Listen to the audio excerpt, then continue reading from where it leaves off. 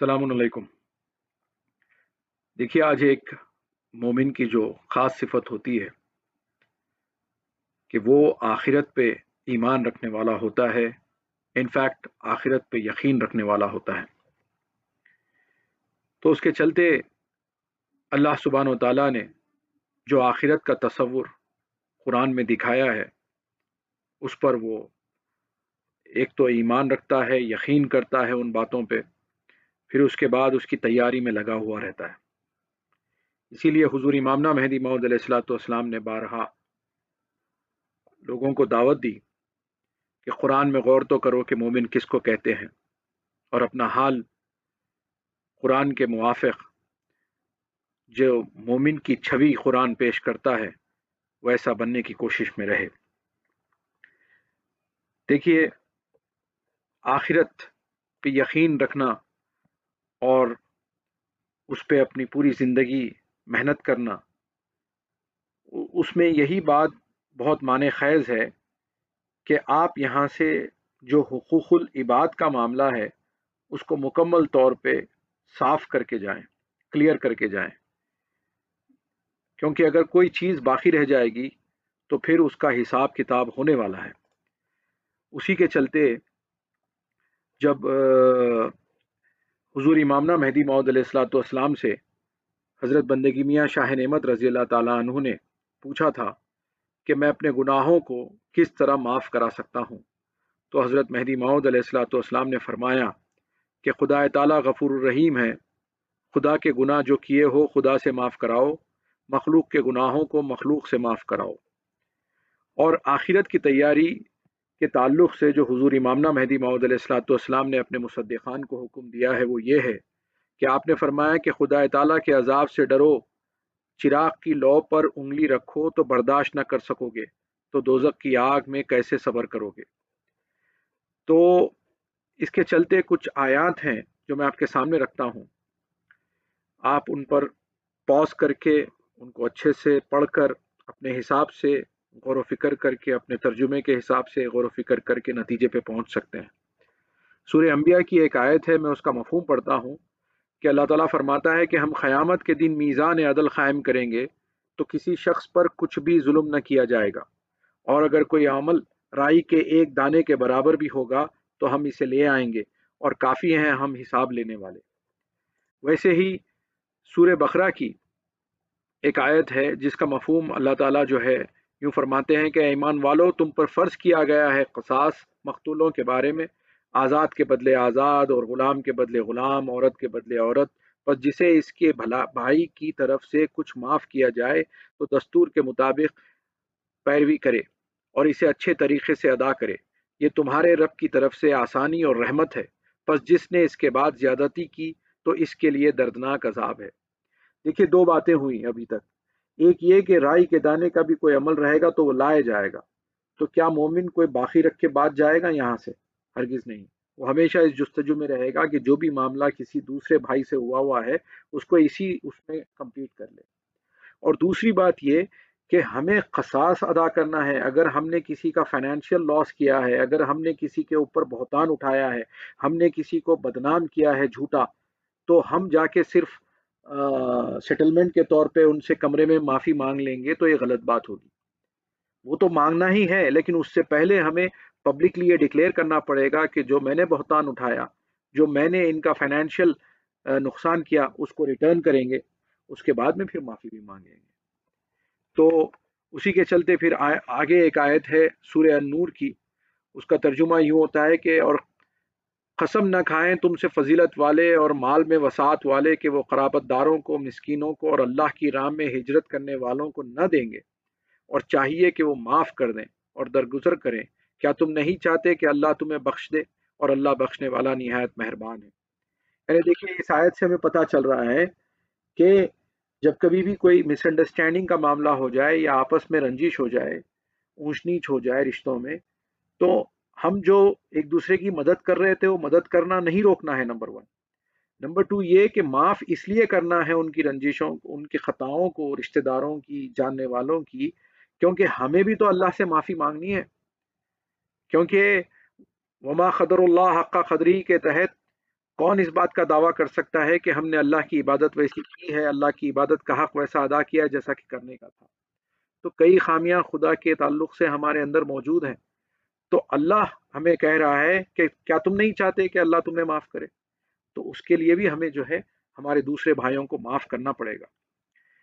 اور یہ مومن کی صفت ہے. اور پھر اشورا کی ایک آیت ہے جس کا ترجمہ ہوگا، اور جو لوگ بچتے ہیں بڑے گناہوں سے، یعنی مومنین جو ہے جو بچتے ہیں بڑے گناہوں سے اور بے حیائیوں سے، اور جب وہ غصے میں ہوتے ہیں تو معاف کر دیتے ہیں. یعنی ایون غصے کی حالت میں بھی معافی کا جو ہے مومن کا ایک ایٹریبیوٹ ہے. پھر اس کے بعد اسی سورے کی ایک آیت ہے، اور برائی کا بدلہ اسی جیسی برائی ہے، سو جس نے معاف کر دیا اور اصلاح کر دی تو اس کا اجر اللہ کے ذمے ہے، بے شک وہ ظالموں کو پسند نہیں کرتا. یعنی برائی کا بدلہ لینے کی اجازت ہے، لیکن اگر معاف کر دو تو اجر اللہ دے گا. تو جسٹ امیجن، جب اجر اللہ دے گا، ذمہ داری لے رہا ہے، تو آپ کو کیا کیا نہیں ملے گا. تو اس کے لیے، اس کے چلتے حضور امامنا مہدی موعود علیہ الصلوۃ والسلام کے تعلیم کے چلتے قوم مہدویہ کا یہ خاصہ ہے اور پوری دنیا کو ایک تعلیم ہے کہ ہم ہمارے چھوٹے سے چھوٹے معاملات کو بھی آپس میں طے کر کے اس دنیا سے رخصت ہوتے ہیں. کچھ بھی باقی بغیر رکھے کہ ایک مومن یہاں سے رخصت ہوتا ہے. یہ تعلیم حضور امامنا مہدی موعود علیہ الصلوۃ والسلام نے دی ہے، کیونکہ ہمارے کو اس دنیا میں اللہ کا دیدار کرنا ہے، اس کے بعد میں جانا ہے. تو اس اللہ کے دیدار کی تیاری کے لیے آخرت پہ کامل یقین کہ اللہ تعالیٰ کا عذاب ڈرنے والی چیز ہے. تو اس کے چلتے ہم یہ چاہتے ہیں کہ ہمیشہ ہمیشہ ہمارا معاملہ سیٹل ہو کے رہے. جس نشست میں ہم بیٹھتے ہیں وہاں پر کوئی اونچ نیچ ہو جاتی ہے تو پھر ہم وہاں سے ایک دوسرے سے معافی کرا کے ہی نکلتے ہیں. یہ اللہ واسطے جو ہے ایک دوسرے سے معاف کرانا اور معاف کر دینا اگر کوئی معافی مانگتا ہے. لیکن ایک بات ہمارے کو یاد رکھنے کی ضرورت ہے کہ حضور امامنا مہدی موعود علیہ الصلوۃ والسلام نے فرمایا کہ جب رسم عادت اور بدعت کو لوگ اختیار کرنے لگتے ہیں تو دین جو ہے ختم ہو جاتا ہے. اس کے چلتے آپ نے فرمایا کہ جس نے رسم عادت اور بدعت کو اختیار کیا اس کو دین کا بہرا نہیں پہنچے گا. تو اب چند باتیں جو معافی کے تعلق سے ہمیں یاد رکھنی ہے وہ یہ ہے کہ ہم بظاہر معافی کرا رہے ہیں لیکن دل میں جو ہے ایک دوسرے کے ساتھ نفرت ہے. تو یہ رسمن کام ہوگا. اگر ہم رسمن کام کریں گے، مومن ایک کام رسمن نہیں کرتا، وہ اللہ واسطے کرتا ہے. اس کی زبان کنفرمڈ ہے، اگر وہ معاف کر رہا ہے تو دل سے معاف کرے گا. اور دوسری چیز، جن کو تکلیف ہم نے دی ہے ان سے معافی کروانا ضروری ہے، نہ کہ جن سے کوئی تکلیف ہمارا کچھ معاملہ ہی نہیں ہوا ہے ان سے ہم جو ہے معافی کرا رہے ہیں، لیکن ایکچوئل جن سے ہمارا معاملہ کچھ خراب ہو کے ہے ان سے ہم جو ہے ٹھیک نہیں کرا رہے ہیں ہمارے معاملات. دوسری چیز،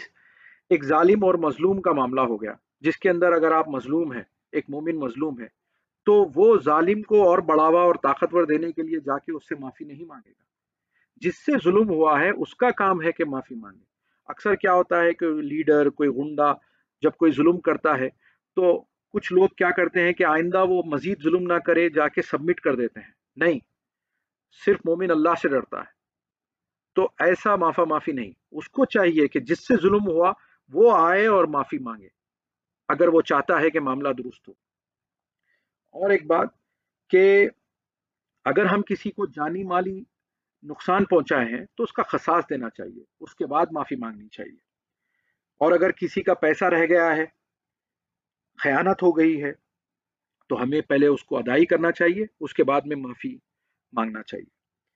اور اگر ہم کسی کے اوپر جھوٹا بہتان لگا دیے، پہلے تو مومن ایسا کام کرے گا نہیں، لیکن غلطی شیطان اگر بھٹکا دیا، جھوٹا بہتان اٹھا رہے ہیں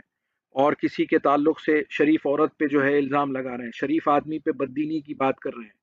تو لازمی ہے کہ پہلے اس سے علل اعلان اس کے بارے میں کلیئرٹی دیں جن لوگوں کے سامنے آپ نے جو ہے اس کا بہتان اٹھایا ہے، اس کے بعد میں اس سے معافی مانگیں. کیونکہ یہ ناانصافی ہوگی کہ آپ نے ہزاروں لوگوں میں اس کو بدنام کر دیا اور اس سے کمرے میں جا کے اکیلے میں معافی مانگی.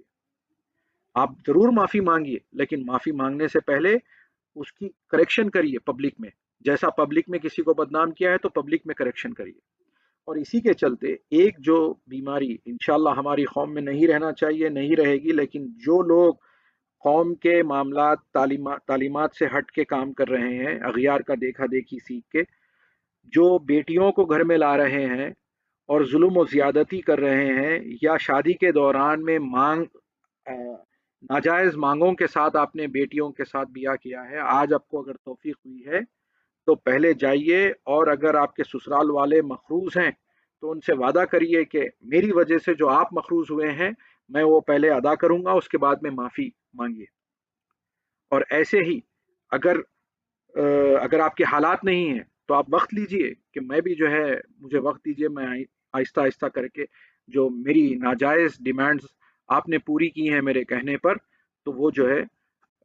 میں آج ٹھیک کرنے کی کوشش کر رہا ہوں۔ کیونکہ جب تک کہ ہم یہ